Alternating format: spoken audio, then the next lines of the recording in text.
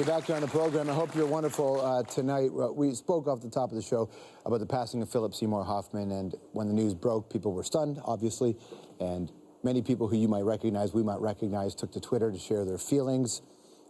It's interesting when you hear somebody's words after they're passed, and that's the tragedy of having so many guests on the program, is sometimes you get to revisit them in a sad way. And so I want to play an interview we had with Philip Seymour Hoffman a couple of years ago. Maybe it was 2010. He had directed a film, Jack Goes Boating, about a guy struggling to find his way in his own life. A hell of a conversation, a hell of a guy. Here's Philip Seymour Hoffman from The Vault. Everybody, what a treat. Please welcome Philip Seymour Hoffman.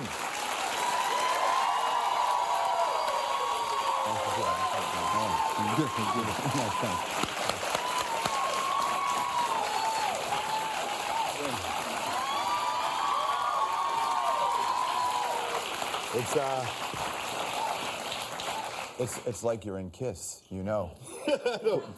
Well, they had this was a gift. Yeah, that's right. And it's like, this is a fantastic hat, and I want to represent. You did a good I want job. to represent. We appreciate that. Yeah. You appear to be a confident actor, but when you walk onto a set as an actor, are you confident in the character? Actually, acting's a lot of terror. You know what I mean? It's a lot like what you're feeling right now. Yeah. You know, it's like being in front of people. You know what I mean? It's you know, it's something. You know, but there's a thrill, and there's obviously a lot that goes into it. So it's a whole different beast to directing. Yeah, but that's why when the first day you walk on set and you have to make a call, it's like, oh, wait a minute. I remember being the actor who thought the director's call was the wrong call. That's right, yeah. You're that guy. That's right. But when I started directing in the theater, I started to see all the things that directors were giving me notes on that I would get all flummoxed about. And I realized, oh, that was bad what I did. I shouldn't do that again. And I'm going to tell this guy not to do that. And it was this great learning experience. It really humbled me, and it showed me a lot of things. And I'm grateful that I got that experience, because I saw, you know, speed up and stuff. This business that you're in, it can be really isolating, certainly on a set. Talk with the need for friendship and loyalty and those kind of connections in your workspace. Well, that's the thing. It's, you know, to get up in front of people, it's a trust thing. You know what I mean? And that you have to be working with people who you trust and who you can take risks with, who you can be who you are around, which isn't always pretty. You know what I mean? It's like, those are the people that you become incredibly close to in an artistic relationship, because those are the people you know you can be and do whatever that is in order to accomplish the goal at hand. When you're working and you're not around those people, is it harder for you to, those first few days, even just in your life, is it harder for you to be who you are? It depends, you know? It depends. And I think you realize when you meet somebody, it depends on if the person is there to give or not give, you know, and we all do that. You know, we're all like givers and takers at any given moment in our life. But I think the interaction in life with strangers or acquaintances, it always turns out better if you're interacting in a giving place. You know, I know that sounds very kind of one-on-one psychology, but I do find as I grow older that those are the better interactions. That if you run into somebody who wants something right away, that's always a little bit harder. You know what I mean? And I think that's the thing about the creative relationships, is that the best ones are about, like I said, be who you need to be. Yeah. I'm here for you no matter what, that kind of thing. It really does create a bond. Plus, you, me, and a lot of people are in that generation now where you reach your late 30s and your early 40s, where we delayed adulthood for a long time. Yeah, that's our generation. We really are the ones. Embarrassing. Our parents' generation went and built countries.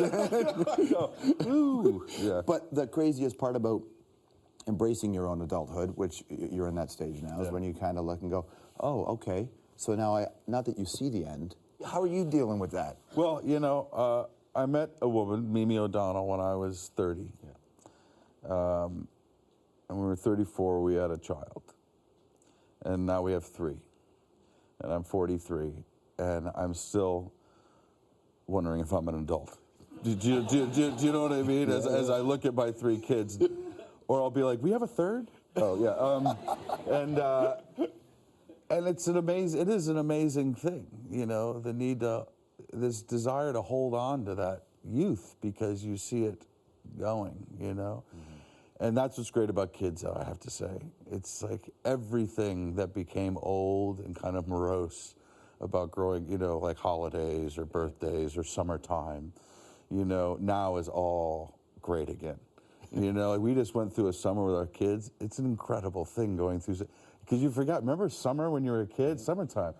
You know, you get to become adult, and summertime's work. Man. It's just a continuation of work, you know, and restaurants and, you know, coffee and sleeping and napping and stuff. And all of a sudden kids, it's like, oh, summer, yeah, that's what we're going to go to the beach, we're going to do this.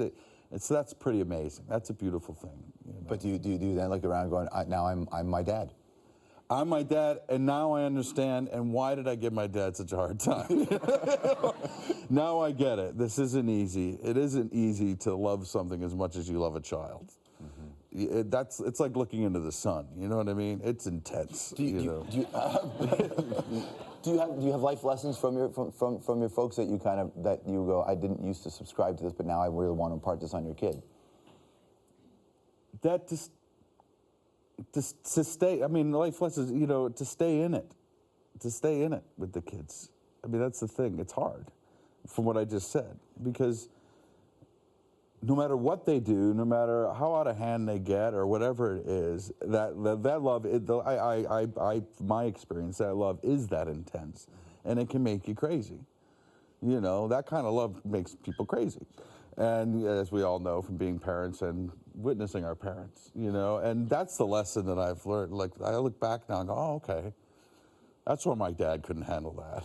Right. That's why my mom couldn't handle that. Well, we forget our parents had lives. Yeah, they were people with stories. Yeah, absolutely. More with Philip Seymour Hoffman after this.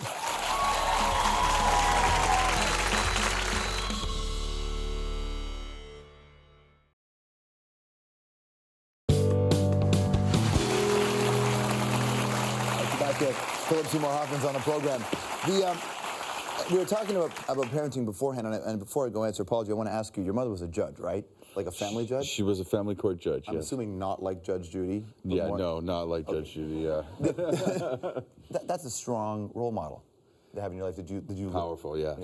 She's well, when I was 9, I think, I'm one of 4, and my mom, when she was 37, my parents split up around them, and my mom went to law school. She was 37 and had 4 kids, and in Buffalo. She became a lawyer, and in 2000 she ran for family court judge, and she became. So yeah, that tells you a little bit about, you know, her makeup. And that sort of would be instilled in you as well, the idea of, well, just go do it if you need it. Yeah, that's my mom. Yeah, she's, you know, it makes you have a very bad relationship with money, because she was just like, what money? What's money? You know what I mean? Just go do it. You know, but Mom, I might need money to go to school, you know, and but she's had that mentality, you know, if you want to do it, absolutely. She would actually say that. I remember that. Oh, absolutely, yeah. It's kind of liberating, because a lot of guys don't get that experience with their family. No, well, I mean, my dad, I think, was more conservative on that level, you know, which also has its merits, you know, but my mom was, yeah, she was driven that way, you know, and she didn't, and all our kids. Is fear a motivating factor for you? At times, yeah, you know, and it mostly hits me when I'm about to do something that's incredibly difficult, you know, and especially if that thing is in front of people. You know, like John and I did this production of Othello like a year ago, and which was I played Iago, incredibly difficult. And it's impossible to not experience an acute fear in the middle of that, you know, and it motivates you, you know, you get motivated. Do you manage it well? Sometimes you implode and you just try to get through it, you know, and then that's a lesson. Then that happened, you know what I mean? Let's do some anthropology. I'm just going to throw some questions at you. What's the silliest thing you've ever done for love? Oh my God.